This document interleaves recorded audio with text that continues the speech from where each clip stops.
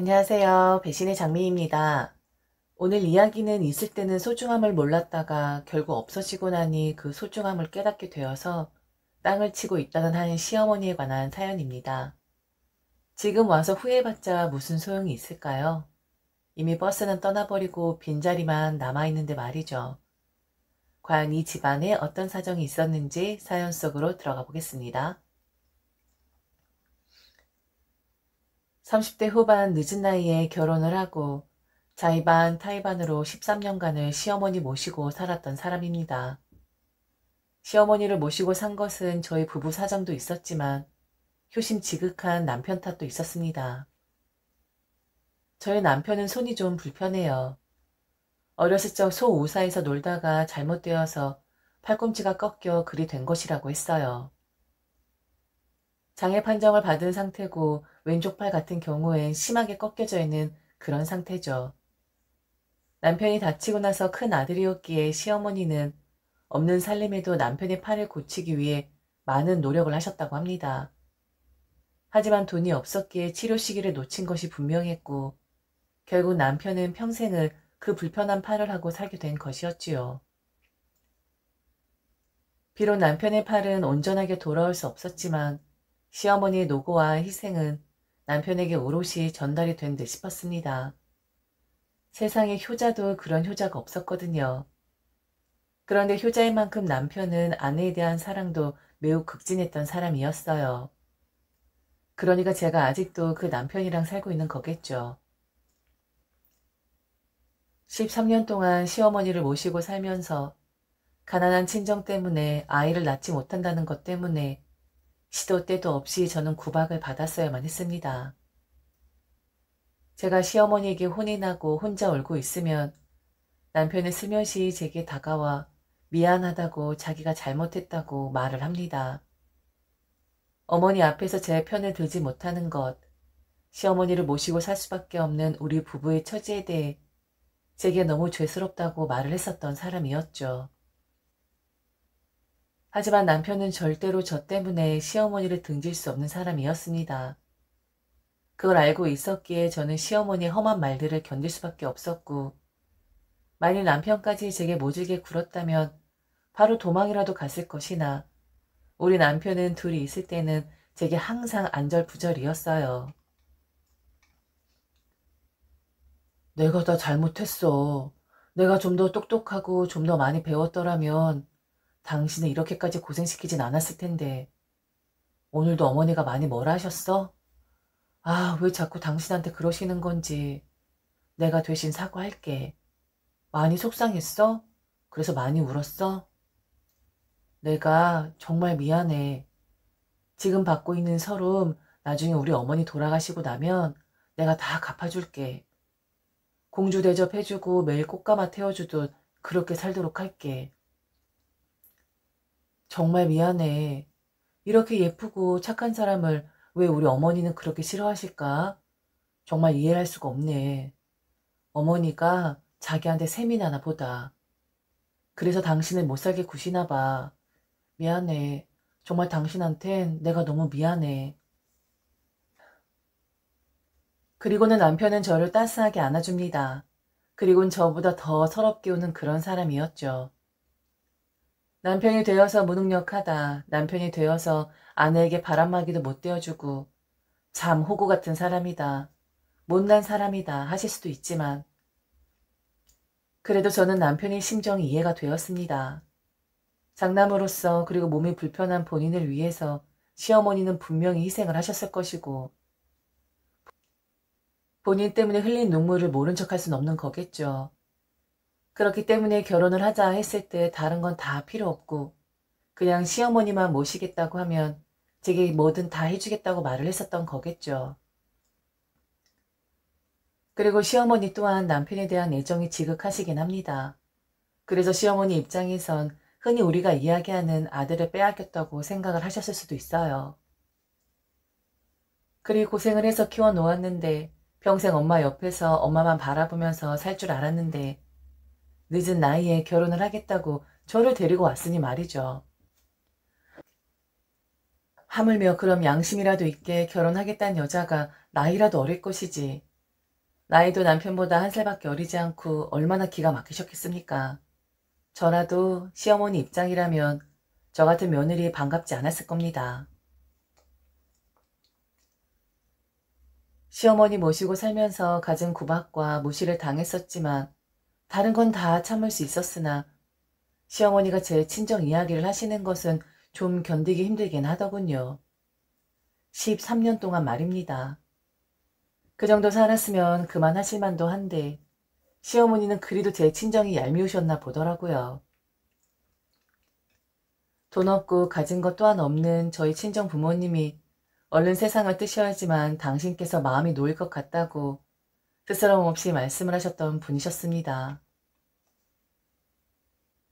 니네 부모란 사람들은 양심도 없다. 참 금형칠기기도 하네. 늙은 딸내미한테 평생을 빌어먹고 살면서 체하지도 않는다니? 양심이 없는 건지 아니면 없는 것들은 받으면 받을수록 그걸 당연하다 생각한다 하는데 그런 꼴인지. 내가 너만 보면 복장이 터져 죽을 것만 같아. 너도 뭐라고 말 좀 한번 해봐라. 도대체 네 부모는 언제까지 사실 작정이라니? 그리고 네 동생들은 뭐하는 인간들이야? 어떻게 하나같이 그렇게 보잘것 없을 수가 있는 건지. 참 기가 막히다 기가 막혀. 그런 사람 노릇 못하는 자식들이나 그 자식들을 낳은 부모나. 에휴 정말 기막혀 기막혀. 네가 우리 아들 발목을 잡고 있는 거야. 앞길을 막고 있는 거라고. 그건 알기나 하니? 쓸모없는 것 같으니라고. 아유 정말 쳐다보는 것만으로 토가 나올라 그래. 아유 정말 짜증나. 13년을 시어머니는 제게 저리 말씀을 하셨습니다.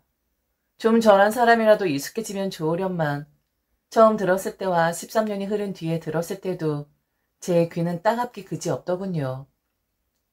상처가 나서 찢기는 것 같았죠. 그래도 남편 보면서 버티었습니다. 그리고 아무것도 없고 갈 곳도 없는 처지라 어쩔 수 없이 박차고 나갈 수도 없었어요. 시어머니에겐 한없이 서러웠었지만 우리 착한 남편 하나 보면서 그렇게 살 수밖에 없었습니다. 그러다가 제게 동서가 생기면서 시어머니의 악다구니는 더 심해지게 되었어요. 동서는 저와는 좀 다른 환경에서 자랐고 잘 사는 정도까진 아니어도 시댁과 환경이 비슷한 그런 사람이긴 했습니다. 게다가 남편과 서방님의 성격은 정반대였어요. 아무래도 남편은 본인 몸이 불편하다 보니 주눅이 들 수밖에 없었을 텐데 그에 반해 서방님은 자신감이 넘치는 그런 사람이었죠. 저희 세 식구만 살 때와는 다르게 서방님네가 저희 집에 오면 시어머니 얼굴은 활짝 피곤 했었습니다. 그리고 동서를 붙잡고 시어머니는 제 욕을 하시기 시작하셨고요. 제게 들리든 말든 전혀 상관 안 하시고 시어머니는 그렇게 행동을 하셨습니다. 그걸 듣고 있는 동서도 물론 시어머니와 맞장구를 치고 있었고요. 그런데 다행히도 서방님은 그렇게 맞장구를 치고 있는 시어머니와 동서에게 얼굴이 붉혀질 만큼 한 소리를 하긴 했었습니다. 남편과 사이가 좋았던 서방님은 아마도 알고 있었을 거예요. 그런 소리를 들어도 저나 남편은 아무 말 못할 그럴 사람이라는 것을 말이죠. 형수님 같은 사람이 어딨다고? 두 여자분이 앉으셔서 그렇게 험담을 합니까? 착한 사람 그렇게 욕하다가 나중에 후회할 일 생겨요. 그리고 당신도 그래. 아무리 어머니가 그리 말씀하셔도 그냥 고개만 끄덕일 거지. 무슨 말을 보태고 앉아있어. 참 한심한 사람 같으니라고. 어머니도 그러지 마세요. 착한 형수님이랑 형님 괜히 못살게 굴지 마시라고요. 뭐 집에 돈이 없는 게 그렇게 흠입니까? 우리 집은 뭐 그렇게 대단해요? 다 거기서 거깁니다. 형편 조금 낫다고 나 우습게 보는 거 그거 사람이 할 짓이 아니에요. 이렇게 오랜 시간 시어머니 모시고 사는 며느리가 어디 있다고. 형수님은 그냥 그거 하나만으로도 지금 효를 하고 계신 거라고요. 당신 다신 어머니 말에 호응하지 마. 지금 몇 번 내가 경고했었는데 다음번에 또 걸리면 정말 혼날 줄 알아? 사람이 왜 그 모양이야? 그럼 시어머니는 오랜만에 마음 맞는 며느리가 와서 단란하게 시어머니랑 이야기하고 있는데 괜히 그런다고 말씀을 하십니다. 말 안 통하는 며느리랑 있어서 속이 썩어 문드러졌었는데 동서가 오늘 기분이 확 풀린다고 말이죠. 그리고는 저 들으라는 식으로 다시 이야기를 하십니다. 내가 왜 네 형을 못 살게 구니? 내가 걔 엄마야. 내가 그 녀석한테 얼마나 정성을 쏟고 그 녀석을 얼마나 감싸고 돌았는데 우리 집안에 마음에 안 드는 사람 딱 한 사람 때문에 그러는 거야. 저건 알지도 못하면서 괜히 편을 들고 있어. 그리고 엄마가 오랜만에 며느리다운 며느리랑 이야기 좀 하겠다는데 네가 무슨 상관이냐? 그럼 시어머니 말에 호응도 해주고 맞장구도 쳐줘야지. 그냥 내내 대답만 하고 있으라는 거야? 쌀데기 없는 말 하면서 우리 며느리 기죽이지 말아라. 엄마는 그나마 네 마누라 때문에 버티고 있는 거야. 뭘 알고 말을 해야지. 그럼 동서도 말을 보탭니다. 시어머니를 등에 업고 절한 사람을 형님 취급도 안 하고 마치 동네 아줌마 취급하듯이 말이죠. 맞아, 어머니. 어머니랑 저랑 생각이 똑같으시네요. 사실 저는 어머니가 시어머니가 아니라 저희 친정 엄마 같아요. 우리 전생에 무슨 인연이 있었었나 봐요. 어쩜 이렇게 말도 잘 통하고 생각도 잘 맞을 수가 있죠? 당신 정말 나한테 그러지 마. 그리고 어머니 앞에서 그게 무슨 말버릇이야? 며느리 앞에서 아들들이 눈치 없게 본인들 엄마랍시고 막말한다던데 그런 거 엄마들이 얼마나 섭섭하게 생각한다고. 그런 것 때문에 마음의 상처도 엄청 받으신대.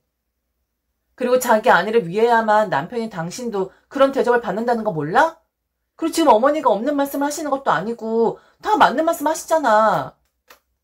어머니, 저는 솔직히 어머니 제가 모시고 싶은 지경이에요. 어머니 스트레스 받으시는 것도 보면 너무 안쓰럽고. 어머니, 제 마음 다 아시죠? 아, 정말 제가 들어와서 살까요? 아니면 저희 집으로 가실래요? 오늘 당장? 동서는 정말 시어머니랑 맞는 사람일까요? 정말 저를 이야기하는 것이 진심일까요? 아니면 그게 동서가 시어머니에게 이쁨을 받는 방법이었을까요? 그러든지 말든지요. 그러다가 시어머니를 모시고 살던 남편과 제가 분가를 해야겠다는 결심을 하게 된 한 가지 일이 생기고 맙니다. 저는 사실 시어머니가 돌아가실 때까지 모실 생각이었어요.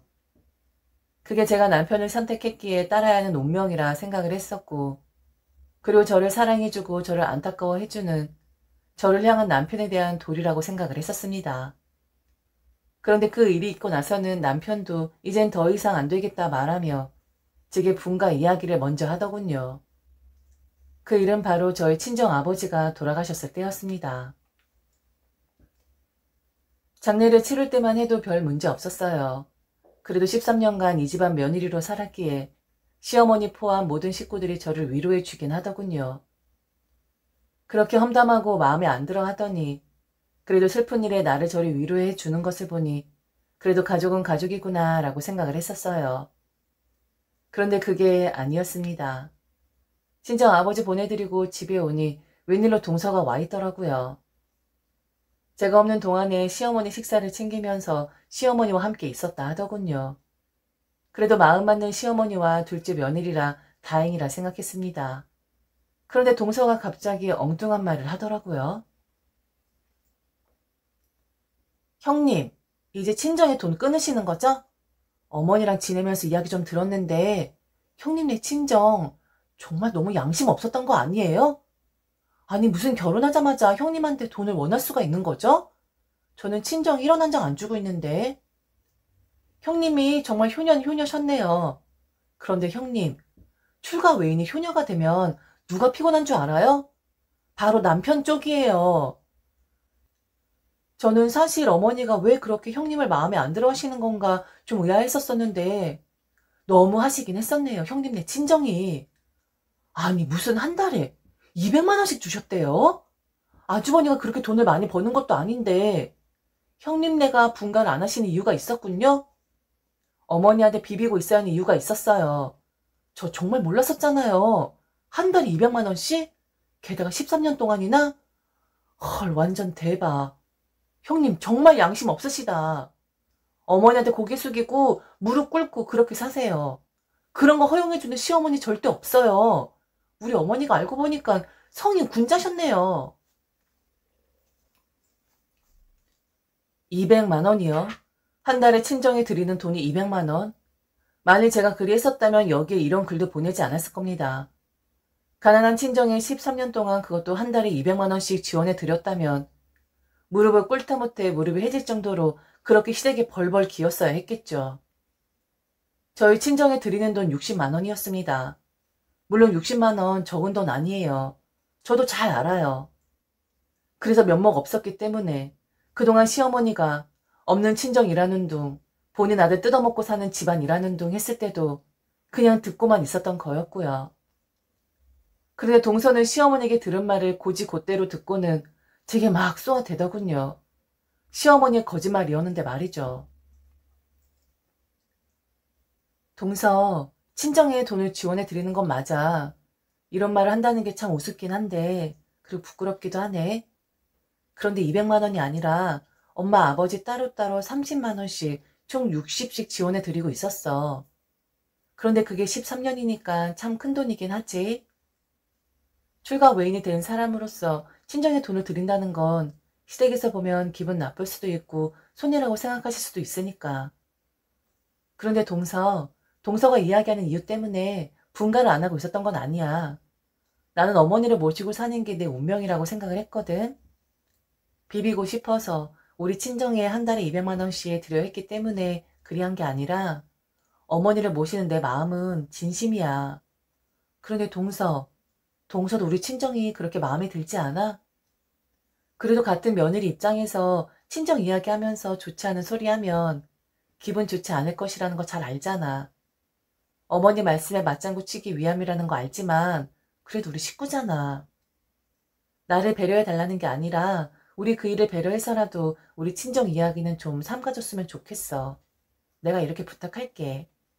그리고 다시 한번 이야기하지만 200만 원? 단 한 번도 지원해 드린 적 없어. 어머니가 무슨 생각으로 그리 말씀을 하셨는지 모르겠지만 잘못 알고 그리 말씀하신 것 같아. 그러자 어느 순간 나타나신 시어머니가 그러시더군요. 입만 살아서 제가 거짓말을 하고 있다고 말이죠.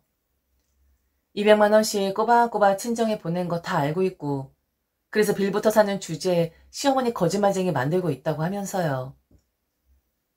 되게 큰 소리를 치셨지만 시어머니 흔들리는 눈빛을 볼 수 있었습니다. 거짓말을 하고 있는 건 제가 아니라 시어머니 본인 당신이셨으니까요. 가슴에 손을 얹고 만일 제가 그렇게 많은 돈을 친정에 빼돌린 사람이라면 지금 당장 벼락이 제게 친다고 해도 저는 할 말이 없을 거예요. 그 정도로 빈대 같은 사람 아니고 그 정도로 양심 없는 사람 저 절대 아닙니다. 억울했지만 동서 앞이라 더 이상 말을 할 수가 없었어요. 남편이 올 때까지 시어머니는 방에서 나오질 않으셨고 시위를 하시는 듯 했습니다. 평소 같았으면 제가 시어머니에게 말도 먼저 걸고 있었을 텐데 그날은 친정 아버지를 보낸 탓이었는지 만사 다 귀찮더라고요. 제 방에서 누워서 뒤척뒤척이고 있는데 동서에게 카톡이 하나 왔습니다. 그 카톡 하나에 남편은 분가를 결심했고요. 형님 말 믿어요. 어머니도 그렇게 말씀하시네요. 200이 아니라 60이라고. 어머니가 그리 말씀하신 건 60만 원이 아니라 200만 원 정도의 가치가 되는 것 같은 느낌이 드셔서 그러신 거래요. 어머니는 형님이랑 당분간 말 섞고 싶지 않으시다면서 제게 전화라고 하셨어요. 정확히 토시 하나 틀리지 말고 말씀하시라 했는데 빌부터 나비도 갔으니까 이제 60에서 30으로 줄이라고 해라. 이렇게 말씀하셨거든요. 저도 그게 맞는 것 같고요. 형님, 이렇게 구질구질하게 살지 마세요. 30만 원이면 요즘 돈도 아닌데. 이런 대접을 받고 사신 형님이 이젠 좀 한심해 보이네요. 암튼 저는 말 전했으니까 다음 달부턴 친정에 30씩만 보내요. 만일 그 이상 보내면 어머니가 당장 내쫓는다고 하셨어요. 분가했습니다. 좋은 아파트는 아니었지만 우리 수준에서 할 수 있는 빌라 전세로 들어가게 되었어요. 남편도 그리 하는 게 좋을 것 같다고 그리고 이미 서방님하고 이야기를 끝마친 상태이니 훌훌 털고 나가자고 하더군요. 서방님하고 나눈 이야기는 바로 시어머니를 동선애가 모시겠다는 거였습니다. 그리고 시어머니 집은 팔아서 서방님 사업 자금으로 쓰고 싶다고 했고요. 남편 혹시 아쉽냐고 어머니 아파트 판 돈 그거 동생한테 가는 거 혹시 마음이 쓰이냐고 했지만 절대 아니었습니다. 똑똑한 서방님 사업 자금으로 잘 쓰여져서 시어머니 잘 모시면 상관없다고 했네요. 그리고 그렇게 동서가 시어머니를 모시고 살고 싶다 했었는데 어쩌면 우리가 눈치 없이 너무 그곳에 눌러 살았던 것은 아니었을까 이야기를 하면서 남편을 바라보면서 웃었습니다. 둘이 사는 남편은 철저하게 본인의 약속을 지켰습니다. 꽃가마 태워준다는 그 말 말이죠. 가마까진 아니어도 일주일에 한 번씩 꽃을 사다 주는데 돈이 아깝다라는 생각이 들면서도 기분은 너무 좋더라고요. 화병에 꽃이 시들어질 때쯤 남편은 바로 싱싱한 꽃다발을 제게 안겨주곤 했습니다. 그리고 앞으로 평생 동안 저 화병에는 싱싱한 꽃이 마르지 않게끔 해주겠다고 나이가 들고 팔이 불편해서 가마 태워주는 것은 불가능하다며 농담을 다 하더군요. 둘이 사니 마음 편했고 그리고 무엇보다 제 친정 엄마가 저희 집을 편안하게 드나드실 수 있는 것이 좋았습니다. 역시 결혼한 여자가 효녀라면 남편이 고생을 한다더니 우리 남편, 우리 엄마가 와 있으면 얼마나 불편할까요? 하지만 단 한 번도 싫은 티 안 내고 오히려 집에 가려고 하는 우리 엄마를 붙잡으며 주무시고 가시라고 하니 세상에 이런 남편 또 없다 생각을 했었습니다. 참고 산 것에 대한 보상은 확실하게 있더군요. 그렇게 반년 정도쯤 아무 문제 없이 살았습니다. 그리고 이제야 비로소 자유를 찾은 것만 같았어요. 그런데 참 기가 막힌 일이 생기게 되었습니다. 바로 시어머니와 동서 간에 문제가 생기기 시작했다는 거였죠. 저희가 분가를 결정했을 때 가장 기뻐했었던 사람은 바로 시어머니와 동서였습니다. 이제 마음이 잘 맞는 사람들이 같이 살 수 있다고 말이죠. 그런데 그게 어디 쉬운가요? 동서 성격도 시어머니 성격도 둘 다 만만치 않은데 가끔 만날 때 문제 없었겠지만 하루 종일 붙어 있으면 문제가 생길 만도 하겠죠. 한 번도 제게 고민 상담을 하지 않았던 동서가 제게 앓는 소리를 합니다. 시어머니와 안 맞아도 이렇게 안 맞을 수가 없다고 말이죠. 이것저것 다 생활 패턴이 맞지 않아서 미쳐버리겠다고 저보고 어떻게 13년 동안 같이 살 수가 있었냐고 하소연을 하더군요. 형님, 저 정말 미쳐버리겠어요. 어머니 정말 왜 그러신데요? 왜 자꾸 그이한테 없는 말을 지어대시는 건지 모르겠어요. 맨날 거짓말을 하세요. 그리고 무슨 사람이 삼시세끼를 다 챙겨 먹는데요? 아, 정말 저 아침밥 챙기느라 너무 힘들어 죽겠어요. 그리고 분명 화장실 쓰실 때 좀 주의하라 몇 번 말씀드렸는데 물을 안 내리세요. 볼일을 보고 그냥 나오신다고요. 저 정말 토하는 줄 알았어요. 형님, 저 정말 어떡해요? 이러다가 저 정신병 걸릴 것 같아요.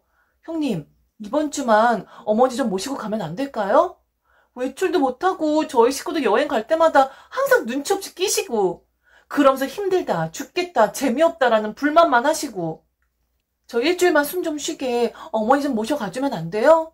형님, 저 좀 살려주세요. 네?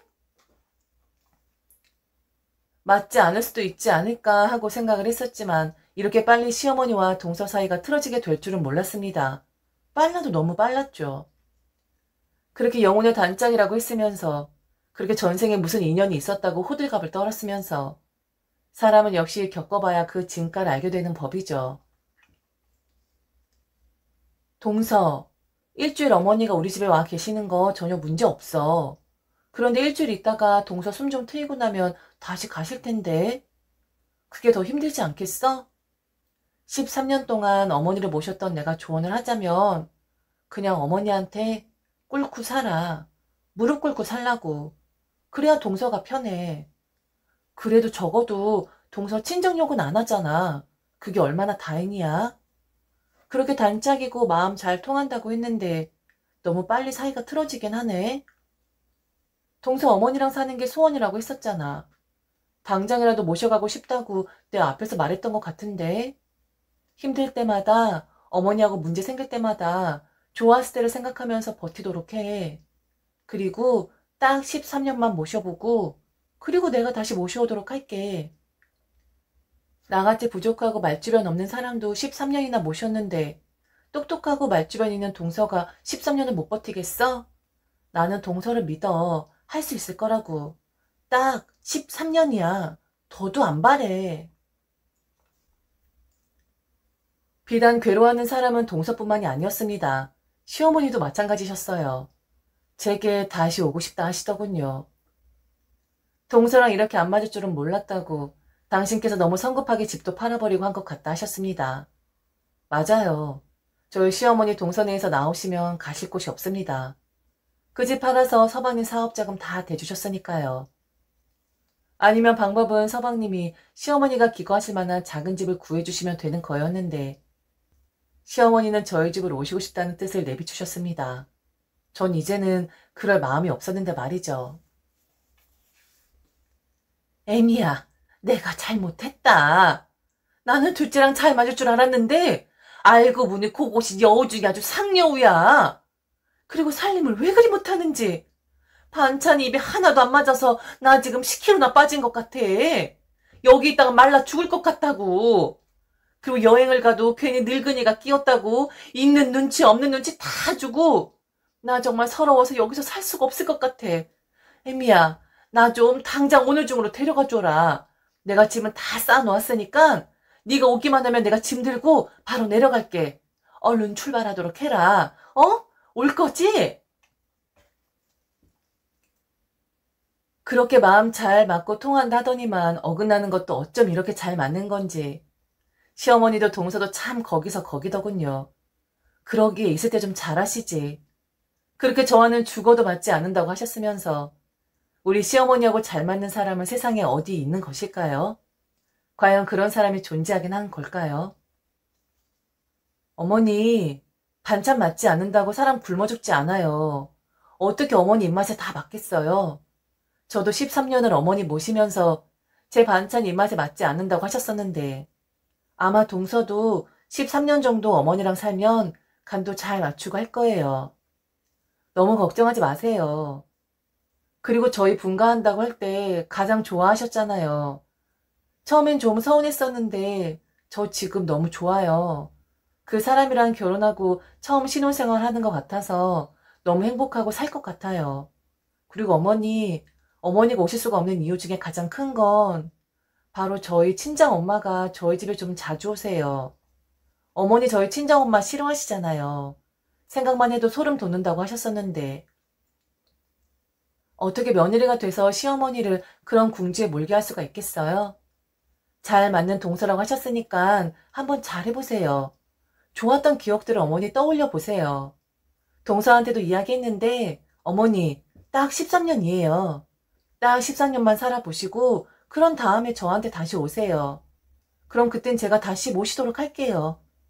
그럼 엄마 곧 오신다고 하셔서 전화 이만 끊을게요. 식사 잘 챙기세요. 어머니, 그리고 음식은 다 정으로 먹는 거죠. 식구들끼리 그럼 되나요?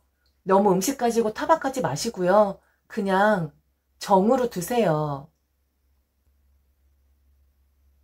저는 정말 행복하게 살고 있습니다. 시어머니 동서 생각하면 우습기도 하지만 안쓰러운 마음도 들기는 해요. 해보기 전까지는 정말 모르는 법입니다. 경험하지 않고서는 절대로 그 사람의 녹을 알 수가 없지요. 시어머니도 그리고 동서도 지금은 맞춰가는 과정이라 생각하고 좀 잘 견디어 주었으면 좋겠네요. 제가 13년 동안 그리 한 것처럼 말이죠. 지금까지 들어주셔서 진심으로 감사합니다. 이상 배신의 장미였습니다.